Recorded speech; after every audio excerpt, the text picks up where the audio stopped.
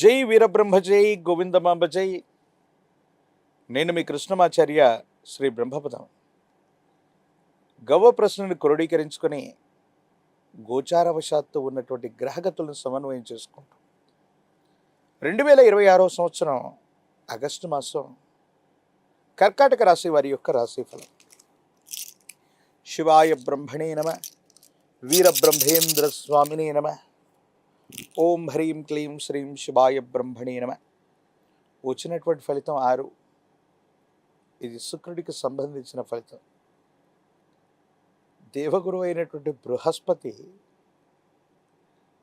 12 సంవత్సరాల తర్వాత స్థిరంగా జన్మరాశిలోకి ప్రవేశం జరిగింది. అతిచారం వల్ల ముందుకు వెనక్కి వెళతారు, అది వేరే సంగతి. బృహస్పతి యొక్క మద్దతు 100కు 100% ఉంది.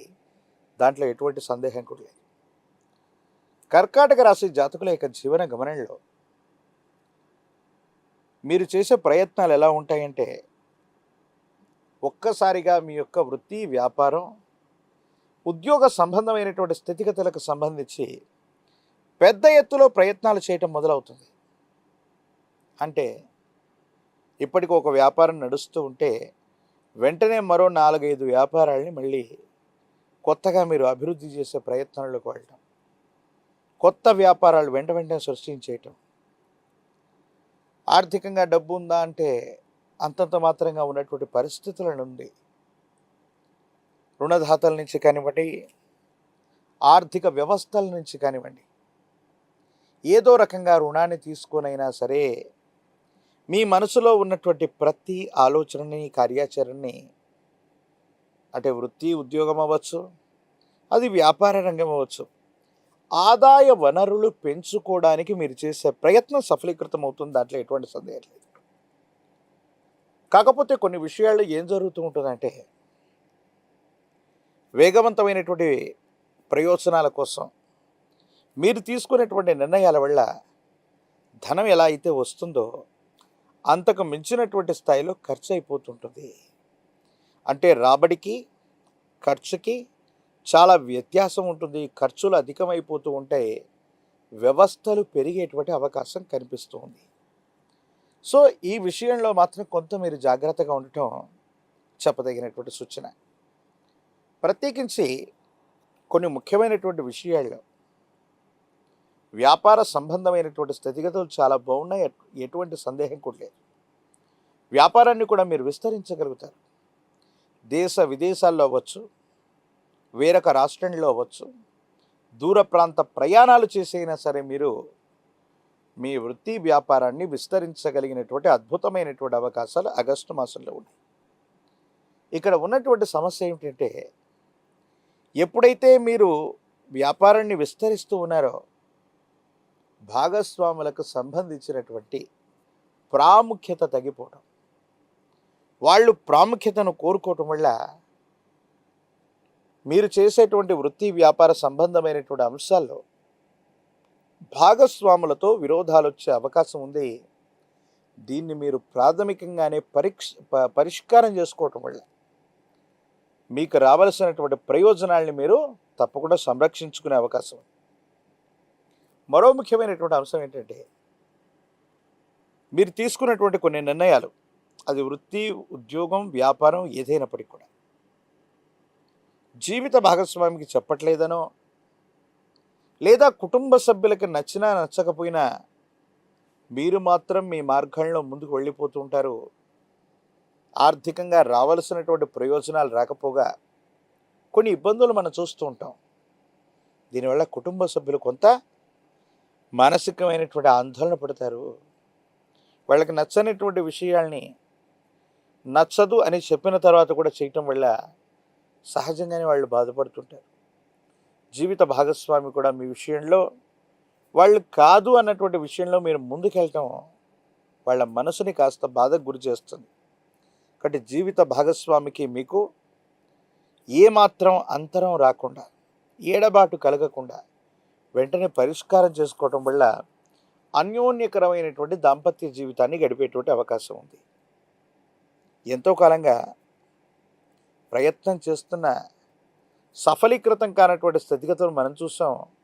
కానీ భగవంతుడి కాలం ఒక్కసారి అనేక రకాలైన అవకాశాలు ఇవ్వటం వల్ల వ్యక్తిగతమైనటువంటి జీవితాన్ని మర్చిపోయి కొన్ని విషయాల్లో మీరు వృత్తి, ఉద్యోగం, వ్యాపారానికి మాత్రమే ప్రాధాన్యత ఇవ్వటం వల్ల కుటుంబ సభ్యులతో ఇంట్రడక్షన్ లేదా వాళ్ళకి ఇవ్వవలసినటువంటి సమయాన్ని ఇవ్వకపోవటం, ఈ విషయంలో కొంచెం ఇబ్బంది వచ్చే అవకాశం ఉంది.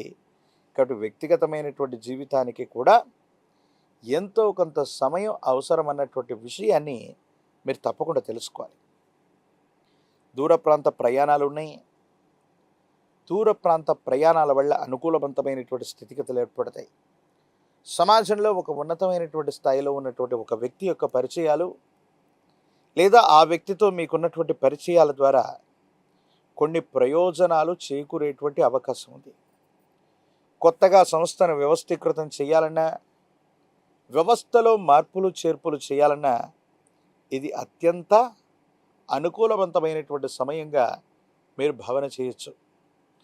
మాతాపితృ సంబంధమైనటువంటి వ్యక్తులు, కుటుంబానికి సంబంధించినటువంటి యజమాని స్థానంలో ఉన్నటువంటి వ్యక్తుల యొక్క ఆరోగ్యపరమైనటువంటి అంశాల పట్ల మాత్రం తస్మాత్ మీరు జాగ్రత్తగా ఉండటం చెప్పదగినటువంటి సూచన. రాజకీయపరమైనటువంటి రంగంలో ఉన్నటువంటి వాళ్ళకి ద్వితీయ ప్రయత్నంలోనైనా సరే అనుకూలవంతమైనటువంటి ఫలితాలు వస్తాయి. పదవీ ప్రాప్తి చేకూరేటువంటి అవకాశం ఉంది. విద్యార్థులకు అనుకూలంగా ఉంది. పోటీ పరీక్షల్లో అనుకూలవంతమైనటువంటి ఉత్తీర్ణతని మీరు తప్పకుండా సాధించేటువంటి అవకాశం ఉంది. మీ దైనందిన జీవితంలో నిరుద్యోగులకి ఉద్యోగం లభిస్తుంది. వివాహం కానటువంటి స్త్రీ పురుషులకు కూడా యుగదాయకమైనటువంటి కాలం.